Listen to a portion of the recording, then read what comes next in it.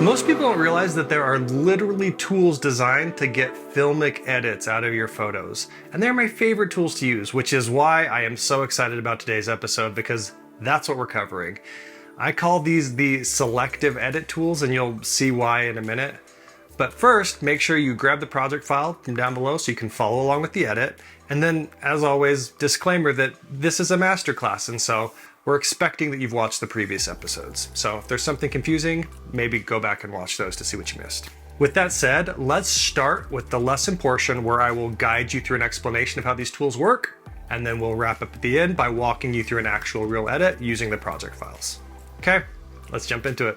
The reason why I call these the selective edit tools is because they allow you to selectively edit parts of your image based on different parameters. So if we take a look over here in the editing panel, you can see that we have selective clarity, selective color, and then they call it the color balance or the three-way color. Before I can cover selective color or three-way color balance, I need to cover hue and saturation because it's sort of the non-selective version of those selective edits. So with that said, let's do the selective clarity one first, and then we'll just keep the hue saturation ones grouped together. By default, this one is hidden, so we're just gonna go ahead and click this.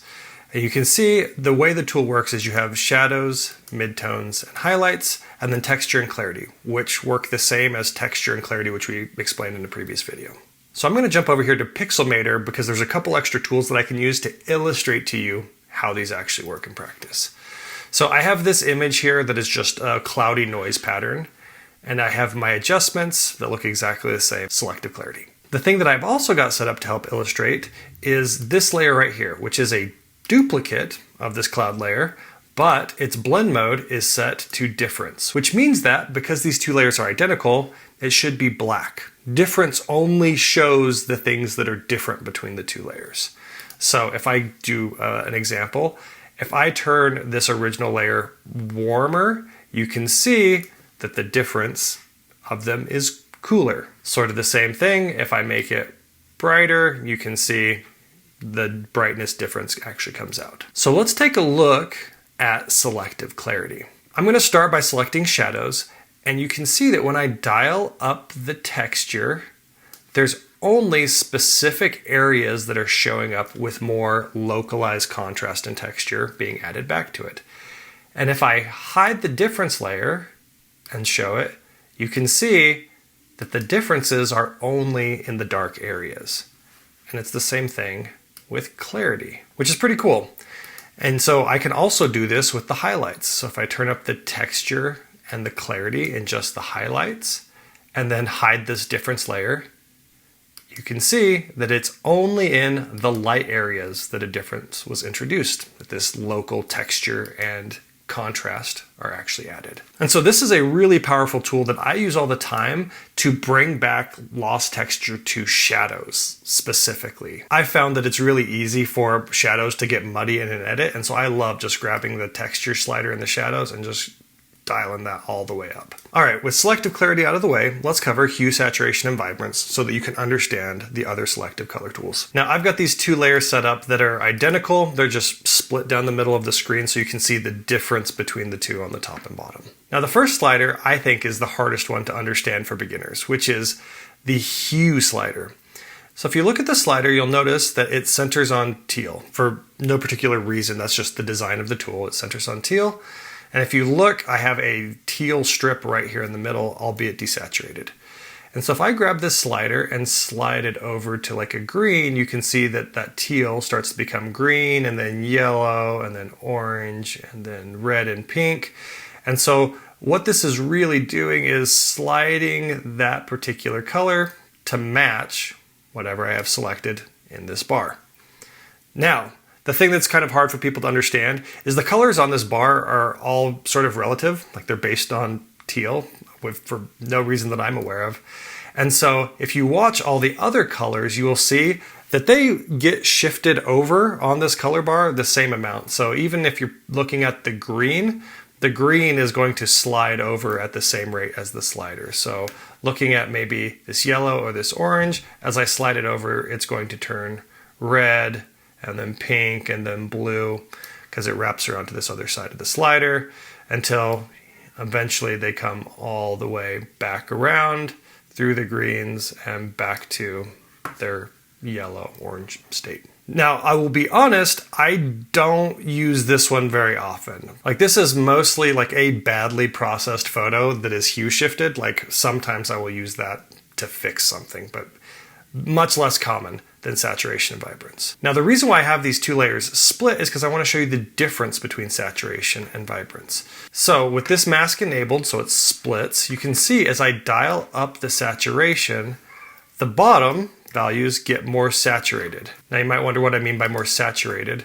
More saturated means colors that are more on this side of the color wheel. So without that saturation, if we dial this back down, you can see these are very middle of the road values, sort of across the board here, very middle of the road. Now, the thing that is difficult with saturation is it's really easy to get unnatural looking colors. Looking at the color picker, anything that's past about this 3/4 mark in here are things that don't occur in nature. Like, they're only neon signs, colored lights, things that are emitting a colored light are the only things that are really in this range. And so you have to be a little careful with saturation.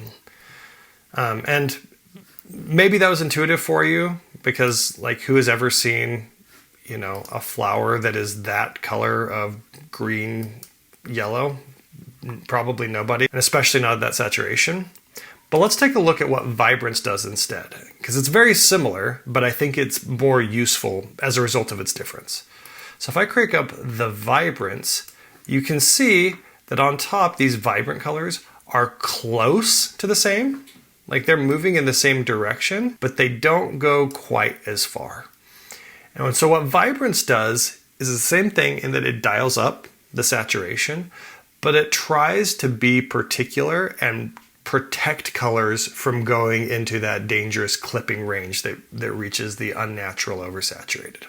Now, of course, it's obviously possible to get entirely oversaturated images from cranking up the vibrance, but in general, vibrance is going to usually get you something closer to what you're looking for if you're trying to get a basic, nice looking correction. So let me give you an example. This is a photo from signatureedits.com. So if you want to go check their website out, they have a lot of great resources, free photos for you to practice your edits on. They're awesome.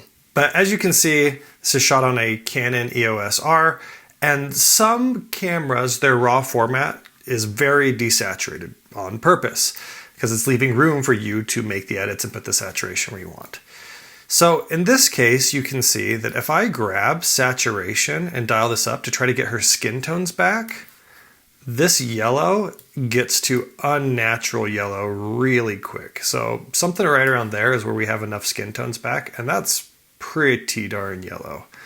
Now, the yellow is a saturated yellow, don't get me wrong, but take a look at how vibrance, I can dial it up about the same amount to get the skin tones back, but the yellow isn't entirely blown out like it was with saturation. And so in this case, I might even say, okay, we're just going to dial this over just a couple points to get her skin tones closer to maybe like a red-orange instead of a yellow-green. And I think we're good, right? Like, this is a decent correction that helps get that raw format coming right out of the camera into something that's a little bit more visually pleasing. And it's a lot easier to get that quickly using vibrance instead of saturation. Okay, that was way more time than I intended to spend on just the basic hue and saturation, but hopefully that lets us move faster on these next two. So selective color, you can see, is the same hue saturation, but this time it is brightness. So brightness controls how bright something is, just like the brightness control I showed you in the previous episode. The cool thing about selective color, though, is it lets you do it to individual color bands at a time. So, for example, if I start with red and I crank up the saturation in red, notice that these ones are the only ones that change. That's because it takes a band that it counts as these reds and it increases the saturation for all of them at the same time. And this lets you see how it's spilling over into adjacent colors. It's kind of like a gradual fall off. And so each of these color choices are going to overlap with each other a little bit. And so it makes the smooth transition between them a little bit nicer. The reason why I love this tool so much is because you can selectively also change the hue of something. And this has the same sort of gradual fall off rules as the saturation and brightness do. So you can see, for example, we have green right here. If I grab green, I can pull this all the way over into the yellows and orange. And what this is going to do is this is going to allow me to pull my colors into a more uniform color theme in a way that feels way more natural than like an actual monochrome filter would ever feel. And so this would be something more like what you would call a teal and orange edit, a teal and orange color scheme. And that brings us to the last of these selective color tools. This is the three-way color. Now, this drop-down actually lets you just pick. So if you want it to just be shadows or just be midtones, you can do that. I don't know anybody that does. The one thing that is unique is a lot of film tools will have this master control alongside the three-way color tool. And so sometimes you'll want to make an adjustment to the entire image and make adjustments to highlights, midtones, and shadows. Either way, the master control does the same thing as the three-way. It just doesn't do it selectively to parts of the image. So let's start with highlights here. The highlight adjuster will affect pixels that are middle gray or brighter, regardless of their color or saturation. So you can see, if I tint these red, for example, you can see it's in this upper area that the reds are being tinted. And if I apply darkness, you can see it's this upper half of these pixels are the ones that got darker. And it's the same thing for shadows. So if I do, purple shadows, you can see this is where the purple is being applied. And if I make them brighter, you can see it's sort of this middle half.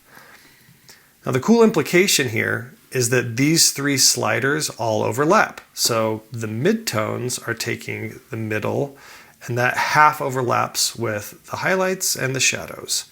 Super cool. Makes it a nice, clean, even fall off between these adjustments, but it means you also have to be a little bit careful with the midtones because it's going to usually affect most of your image. Now to show you the saturation slider, just switched over to the color version of the gradient. You can see if I dial up the saturation, it's only this right side of the image that's being affected. If I dial up this, it's only in the shadows that are being affected. And if I dial up the middle, it's actually kind of the majority of the image ends up being affected by the middle. So that's the one that's usually most powerful, and potentially the reason why they didn't include the master slider on the root level, because it is different, right? Like it's applying saturation evenly across the whole image, but not significantly different. Now, one thing to note too, if I go through and let's say that I tinted the midtones really blue, so it's like purpley in the middle and then it gets back to the reds of the gradient on the outside edges. If I come in here, it actually is just doing the exact same edit, just with a different set of sliders in this other tab.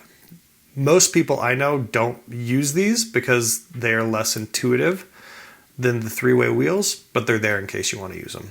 Okay, so now before we jump over to the project file, the reason why I called out these as the cinematic editing tools is because they were specifically designed to let you isolate the types of things that film chemicals interact with. So film chemicals will be different kinds of reactive to different colors, in the same way that film chemicals are different kinds of reactive to highlights and shadows.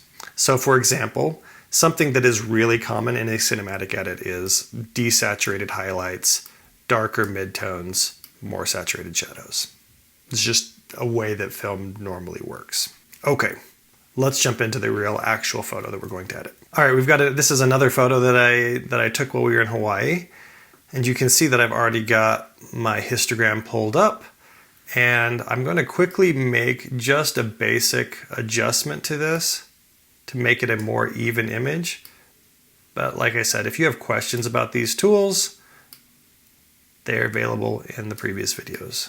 All right, so let's just go in order, even though I wouldn't necessarily go in order. Let's add back some texture. So if I crank up the texture, you can see in these shadowy areas, this is where detail is being added back. Now in this particular photo, I want some because I like what it's doing down here, but I maybe don't want to go all the way.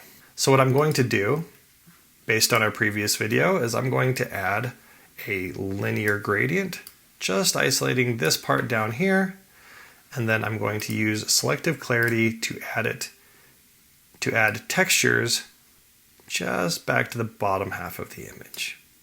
Cool, that looks great. If I switch back to the base image, I can look at the highlights. Yeah, that's actually okay. I don't normally add texture back to the highlights, but I think it's kind of nice what it's doing to the top of the flower. It makes it feel less soft focused. And I think that's all I'm going to do with selective clarity. Like I explained before, you really can't easily go overboard with texture and clarity, so I like to find the areas where it's having the most impact and keep it isolated there. And I think this keeps the focus down in the flower. Hue saturation, like I said, I shoot on a Sony. The raw photos don't really need hue and saturation adjustments, so I'm going to completely ignore it for this particular photo. So purple and green are complementary. They're opposite each other on the color wheel. And so if I can isolate everything to be purple and green, then I can get a really nice contrasty photo. So if I look at the histogram here, you can see I have reds, oranges, yellows, and then the greens actually are not centered over green. They're actually sort of a yellow-green. So let's start with the green and just see how it looks if I pull it so that the greens are a little bit more over a true green. And that's nice. That already feels really nice just with that alone. Now often green can handle being dark and desaturated, maybe not quite that much. But it's a color that doesn't like to be particularly saturated. It can tend to look very fake if the green is really saturated. So I'm gonna keep it right around here. I don't want it to be nothing, but I don't want it to be strong either. Okay, yellows. You can see we still have some yellows, and I want to shift those towards the green. But you can see it's not like they just lose all of their value down here. And that's why I describe this as a way to make your image sort of monochrome or just maybe even down to duochrome, right? But it doesn't do it in a way that looks totally unnatural. And then I'm going to do the same things with the oranges and just see what happens. I don't actually know where the oranges... Oh, there's the oranges in here. Interesting. So because the oranges are on the flower, I'm actually going to pull those towards like a red purple. I'm going to maybe make those a little darker too, because they're just like a nice accent. They help define the edges here. And so if they're a little darker, they will help show off these brighter top parts of the flowers. Same thing with the red. I'm guessing, yeah, the red's down there. I'm going to pull the red towards purple as well. I'm also going to make those just a little darker, not a lot. You can see it's affecting a lot of the flower. Bring it down just a little bit. And then this pink, I'm going to pull into purple, and you can see how it's starting to get really contrasty with the green, which I love. See, saturation. You can see it doesn't need any extra saturation. Maybe just a touch of brightness, not a lot. And then this purple over here, I could bring it over so it's close, but I actually like having the pinky purple and the bluey purple. I feel like it adds a little bit of variation to the image. I don't think it actually needs anything. I'll leave it that way. All right, now let's look at the three-way color balance. So I'm going to start by doing my default, which is pulling down the midtones. And I already don't like this. I think this is already a dark enough image. It feels cinematic and filmy enough without me taking it down any further. So I'm going to leave that alone. The other thing I mentioned is that desaturating the highlights can make it feel filmic. And I actually do kind of like what it does, just taking a little color out of these bright spots. Like I don't want to take it all out, but just a little bit's kind of nice. All right, and then the shadows, if I dial up the saturation, yeah, maybe just a little. You can see where it's having an impact down here. And I think it does help get a little separation in each of these individual leaves or petals on this flower thing. The other thing that is really common in film is for the shadows to come out cooler. And if I pull this down, you can actually see how much of an impact it's having all over. I think I am going to add a radial gradient. And what I'm going to do is I'm going to size it, and then what I'm going to do is invert it. And so what this will let me do is it will let me make the shadows cooler everywhere else without affecting the shadows on the flower. So if I go before, after, I think we're going in a good direction. So let's take a look at this here. So this is the before photo. This is the after. And I think we're getting a lot out of this now. I could probably go on all day, but I actually think this is a good stopping point. I'm really happy with how this one turned out. All right, that's it for episode 5.